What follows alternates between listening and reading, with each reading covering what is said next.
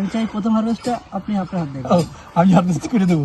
ওকে ওকে, ধন্যবাদ। এটা এটা করি, হারভেস্ট করি। বিসমিল্লাহির রহমানির রহিম। এই যে ভাই, ধন্যবাদ, আপনাকে অনেক ধন্যবাদ।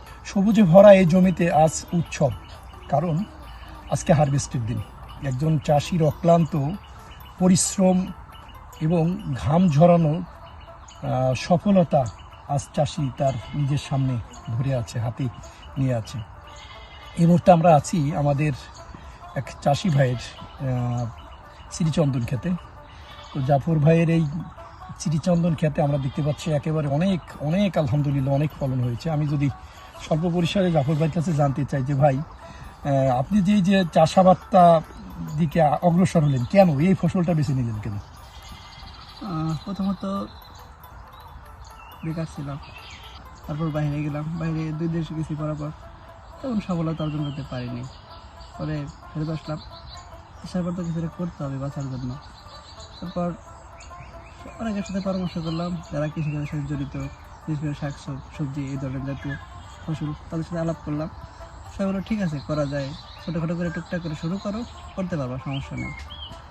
পরে আমার এলাকার কয়েকজন ভাই ব্রাদার আছে, আমার চাচা আছে একজন, তাদের পরামর্শ, আমার এক চাচা মেনলি আমার এই চিচিঙ্গা ক্ষেত্রের পিছনে যার সবচেয়ে বড় অবদান আমার চাচা, আপনার আপন চাচা মোহাম্মদ সিদ্দিক শেখ। উনি প্রত্যেক বছর 1 পাখি মানে 10% 20% চাষ করে এগুলা ফসল ফলায়। তো উনি আমাকে বললো যে এই ক্ষেত্রে কর, ইনশাল্লাহ লাভবান হতে পারবি। তো ওনার উদ্যোগেই, ওনার পরামর্শেই আমার এই যাত্রা শুরু। এই যে আপনার ক্ষেতে আমি দেখছি যে ফেরোমন দেওয়া আছে, ফেরোমনের ফাঁদটা ফেরোমন দিচ্ছেন কেন? বিশেষ করে যখন একটু এই চিচিঙ্গাটা একটু জালি আসে, একটু বড় হয়, প্রথম যখন জালি আসছে, বৃষ্টি আসলে তার 18টাই শালপোকে নষ্ট করে দেয়, পচে যায়। ওষুধ দিছি, কাজ হয় না, তাই ফেরোমন ফাঁদটা ব্যায়ামটা দিছি, ইনশাল্লাহ এখন অনেকটাই, তার মানে 2-4% আছে পোকা, আর সব নির্মূল। তার মানে বুঝতে পারছেন যে কীটনাশক থেকে এই ফাঁদটা বেশি কাজ। 100%। আচ্ছা জাফর ভাই, দাম কেমন বর্তমানে এই সিসির দাম? আমি আজকে বাজার দেখলাম 80 টাকা কেজি। 80 টাকা কেজি, 80 টাকা কেজি যদি হয় তাহলে অলমোস্ট 3200 টাকা মন খুচরা। 3200 টাকা মন, 80 টাকা কেজি হলে যাক আলহামদুলিল্লাহ অনেক ফলন হয়েছে। এটা আমরা আসলেই খুশি, যেটা আপনার সফলতার একটা ফসল। যারা নতুন হিসাবে একেবারেই এই পেশায় আসতে চান, কি বলতে চাচ্ছেন তাদের উদ্দেশ্যে আপনি? বলবো অবশ্যই এটা একটা এমনকি লাভজনক। প্রথম আগে বুঝতে হবে যারা পুরাতন এইগুলোর সাথে, সবজি ক্ষেতের সাথে জড়িত, তাদের সাথে পরামর্শ করতে হবে। আর প্রথমত অনেক এরিয়া না করা, আপনি 5%, 10%, সর্বোচ্চ 1 পাখি 20-21% অল্প কিছু শুরু করেন, ইনশাল্লাহ আস্তে আস্তে সফল হতে পারবেন। প্রথম একটু ভুল হতে পারে, আস্তে আস্তে ঠিক হয়ে যাবে। ধৈর্য আর ক্রিয়েটিভ চিন্তা ভাবনা, উদ্ভাবনী শক্তি এবং পরিশ্রম যদি আপনি থেকে থাকে, তাহলে যে এই কৃষি পেশাতে যে লস নেই অর্থাৎ লাভ, তার এক অনন্য উদাহরণ আমাদের জাফর ভাই।